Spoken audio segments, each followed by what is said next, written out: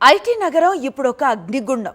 కళ్ళ నిండా కలలు, చేతిలో అత్యాధునిక ల్యాప్టాప్లు. కానీ ఆ మెరిసే గాజు భవనాల వెనుక ఇప్పుడు ఒక కన్నీటి నది ప్రవహిస్తోంది. అసలు ఈ ఐటీ లోకంలో ఏం జరుగుతోంది? ఉద్యోగాల ఊచకోత వెనుక దాగిన క్రూరమైన నిజాలేంటి? భాగ్యనగరంపై ముంచుకొస్తున్న ఈ ముప్పు ఎంత? వాస్తు స్టోరీ. విశ్వవ్యాప్తంగా సాఫ్ట్వేర్ సామ్రాజ్యం కుప్పకూలుతోంది. ఒకప్పుడు వెలుగులు విరజిమ్మిన ఐటీ కంపెనీలు ఇప్పుడు పింక్ స్లిప్ల చీకటిని పంచుతున్నాయి.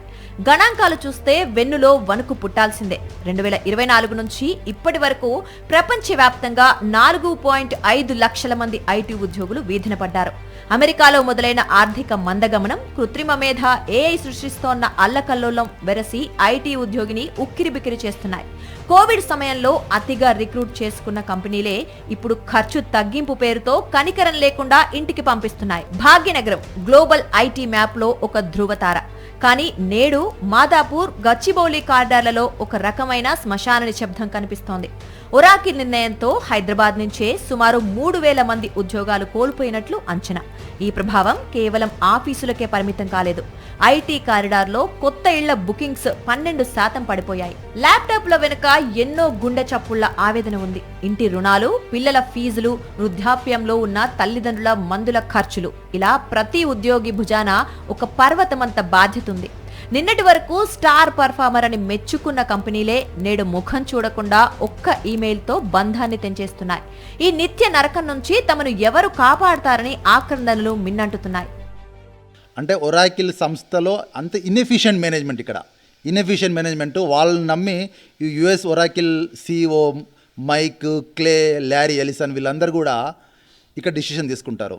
ఎంతమంది అంటే కొంతమందిని కావాలని కూడా ఎవరైతే ఇప్పుడు గట్టిగా వాయిస్ రైజ్ చేస్తారో నేను అలాంటి వాళ్ళని చాలామంది తీసేశారు. మరోవైపు ఐటీ యాజమాన్యాల వాదన వేరేలా ఉంది. మార్కెట్ ఒడిదుడుకుల వల్ల తప్పనిసరి పరిస్థితుల్లోనే ఉద్యోగుల తొలగింపు నిర్ణయాలు తీసుకుంటున్నట్లు కంపెనీలు చెబుతున్నాయి. ముఖ్యంగా ఏఐ రాకతో కోడింగ్ అవసరాలు 40% తగ్గాయని, నైపుణ్యం లేని వారిని భరించడం కష్టమని స్పష్టం చేస్తున్నాయి. కార్మిక చట్టాలను పాటిస్తున్నామని, రీస్కిల్లింగ్ కు ప్రాధాన్యమివ్వాలని సూచిస్తున్నాయి. ఇప్పుడు కంప్యూటర్లో రాస్తే నలుగురి పని ఒకటే చేస్తుంది. ట్రైనింగ్ ఇస్తేనే ఆ ఒక్కడికైనా ఆ పని చేయగలుగుతాడు. నలుగురికి ట్రైనింగ్ ఇచ్చినా ఒక్కరితో పని అవుతున్నప్పుడు మిగిలిన ముగ్గురిని ఏం చేయాలి అన్నది పరిస్థితి.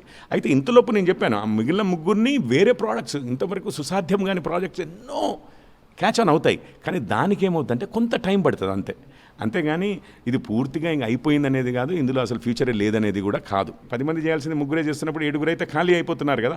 ఆ 7 ఏం చేయాలి అంటే కొత్తవి చేయగలగాలి. మొత్తానికి ఐటీ రంగంలో సునామీలా వస్తోన్న ఈ సంక్షోభం మిగతా రంగాలను తీవ్రంగా వణికిస్తోంది. భవిష్యత్తు పరిణామాలపై టెన్షన్ వాతావరణం నెలకొందని చెప్పవచ్చు.